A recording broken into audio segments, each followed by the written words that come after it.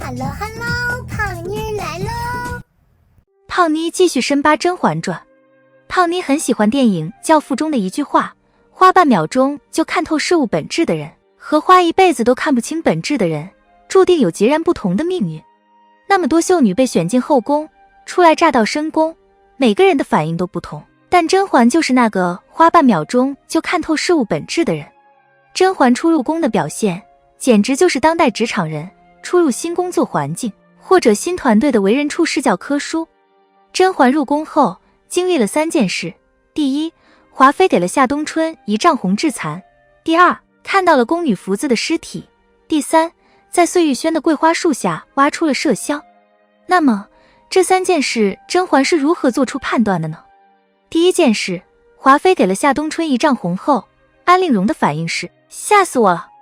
眉庄的反应是夏氏虽愚蠢狂妄，却罪不至此啊。甄嬛的反应是素闻华妃厉害，却不想如此狠辣。也就是说，同样作为初来乍到的新人，只有甄嬛是用观察的眼光在衡量周围的人和事。相比眉庄，在新人第一次觐见皇后的时候，就急于恭维华妃表现自己不同，甄嬛是刻意的保持了低调的。第一次和宫觐见之前，佩儿伺候甄嬛梳妆，说今日是小主第一次觐见皇后，可要打扮得隆重些，才能艳冠群芳呢。听罢，甄嬛不动声色地支开了她，然后对浣碧说，梳寻长发髻即可。佩儿是那种绝大多数人会有的争先恐后的恋战思维，而甄嬛是那种稳慎徐图谋定后战式思维，通俗一点说就是不打无把握之仗，在进入真正的竞争之前，先看清局势和情况，再制定自己的竞争战略。第二件事，在井边看到了宫女福子的尸体。这件事的发生紧挨着华妃发落夏冬春，所以甄嬛再次整合信息，得出结论，夏常在出言不逊，可见我与眉庄树敌不少。华妃强势，手段更是毒辣，如此腹背受敌，不能保全自身也就罢了，只是一旦获罪，恐怕要株连满门。甄嬛的这段话充分体现了她的全局观，她对自己当下的处境做了深刻的剖析，并具备非常强的危机和风险意识。浣碧以为他只是一时受了惊吓，但有战略眼光的甄嬛却说，一时的惊吓倒也不要紧，只怕以后都要处在惊吓之中。相比那些斗志昂扬的卯足了劲要去争宠的新人，甄嬛的这种悲观其实是一种远见，因为她预判到自己在后宫的生存和处境将充满各种各样的挑战。争宠并非讨皇帝欢心那么简单，这背后是错综复杂的利益争夺。她这样的新晋嫔妃，一不小心就成了别人手里的牌，更别说还关联着家族门楣的命运，行差踏错一步就很可能步入万丈深渊。而畏惧感和风险意识恰恰是一个人参与竞争的必备素养，因为只有怕才会小心谨慎，才会认真筹谋，避免莽撞行事。第三件事，在碎玉轩的桂花树下挖出了麝香，他得到的信息是，可见宫中勾心斗角多厉害，只怕方贵人至今都不知道自己折损谁手。截至这里，甄嬛已经对自己的处境和后宫整个局势有了大体的了解和把握，所以做出决定，暂不侍寝，也就是借生病的机会避宠。听到甄嬛说自己不想侍寝，温实初的反应是，侍寝是迟早的事，为前程计，还是越早越好啊。温实初的思路就是绝大多数人初入新职场环境的逻辑，要抓紧时间表现自己的才华啊，让领导和老板看到你的优秀，你才能晋升啊。但甄嬛有很大的顾虑，可我实在害怕这个时候侍寝。这话她没直说完，就告诉了温实初自己挖出麝香的事。其实甄嬛害怕在这种时候侍寝的原因是意识到了局势的复杂程度，但看不清局势，对上级领导，比如皇后华妃和皇帝等人，什么脾性和喜好都不了解，对同等级的同事，比如富察贵人等人的实力和水平都不清楚。孙子兵法中说，是故胜兵先胜而后求战，败兵先战而后求胜。意思就是那些打胜仗的军队总是在获得胜利的地位和取胜的条件后才会出手，而那些打败仗的军队是不做分析和判断，冲上去就打，企图在战斗的过程中找到胜利的机会。你看，在竞争中，胜者和败者在思维逻辑上有着根本性的不同。甄嬛已经判断出后宫是个错综复杂的职场，是不允许在战斗过程中行差踏错的，所以她做了一个最明智的决定，等待，也就是避宠。等待的好处对于甄嬛来说非常多。首先，收起锋芒，保留自己的实力，让别人先试错，从别人身上总结教训和经验。其次，是一个认清身边人的好机会。人在得意的时候，往往是看不清谁真谁假的，只有失意不得志的时候，才知道谁待自己是靠谱真心的。就是在这个阶段，甄嬛去伪存真，挑选出了小允子和崔槿汐等可靠的下属。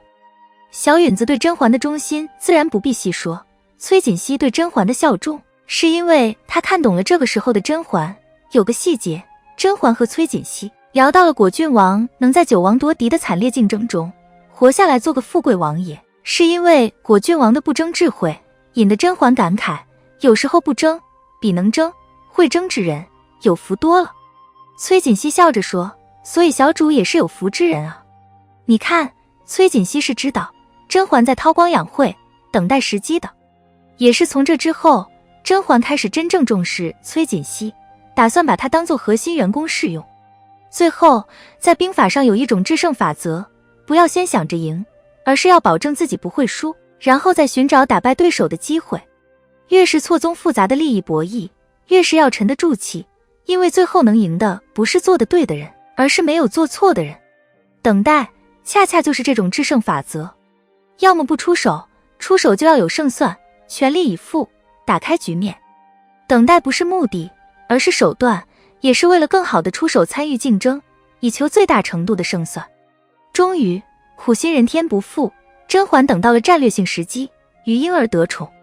以梅园祈福之后，甄嬛就已经开始探听那夜所遇男子是谁，她已经开始觉察那是皇帝本人，但她不能完全确定。后来眉庄告诉甄嬛与婴儿得宠的事情，尤其是眉庄说到皇上看上了以梅园的一个宫女时，镜头给到甄嬛，她有个很明显的反应，她先是绕线的手停顿了一下，然后向眉庄确认了一下是以梅园。眉庄确认是以梅园后，甄嬛的微表情很微妙，一副了然的模样。要知道，以梅园那晚皇帝要她出来相见，甄嬛就是冒充宫女，说自己鞋袜湿了，才把皇帝拒绝成功。这时她确信以梅园那晚遇到的男子就是皇帝了。听到眉庄说皇帝很宠于婴儿，甄嬛便趁机问道，能和你比吗？眉庄说，快要赶上我了，听说他还会唱昆曲儿。甄嬛这么问是很心机的，这时她自然知道是有宫女顶替了她，赢得皇帝的宠爱，但是她想知道皇帝对她的替身宠爱到什么程度，好判断自己出手的胜算。甄嬛听到眉庄说于婴儿还会唱昆曲儿，评价说，果然新鲜，插着花，听着曲儿，我也喜欢。这话胖妮总感觉甄嬛是对她自己说的，这话的真正完整信息应该是，皇帝果然喜欢新鲜有趣的，插着花，听着曲儿，这等情趣也是我喜欢和擅长的，皇帝和我有一样的情趣呢。接下来甄嬛安慰眉庄，不过皇上再如何宠她，她的出身搁在那儿也越不过你去。但是胖妮认为甄嬛这话还有非常不地道的另一层意思，如果她的出身不比你眉庄差呢？比如这人就是我，出身不差，不就轻易的就越过你去了？当然这层意思是甄嬛自己内心的衡量，在竞争中取胜的关键要素无非就是两个，一是自身实力，二是出手的机会。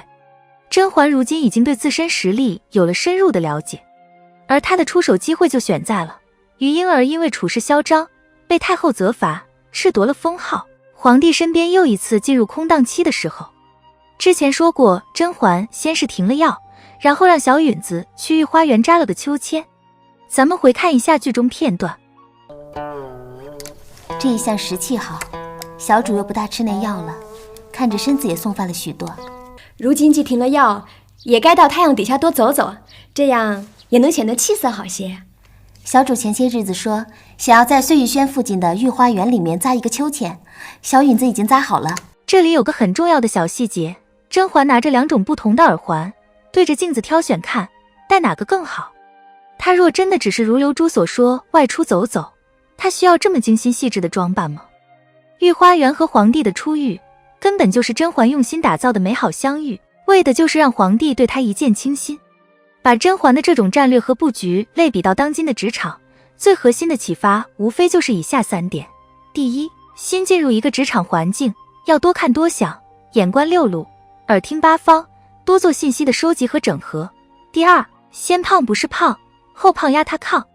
不要急于踏足到竞争中，先退一步，待认清局势，了解对手之后，再制定有效的竞争策略。第三，任何时候做一个低调的人，总是没坏处的。好了，今天的内容就到这里，订阅胖妮，下期更精彩。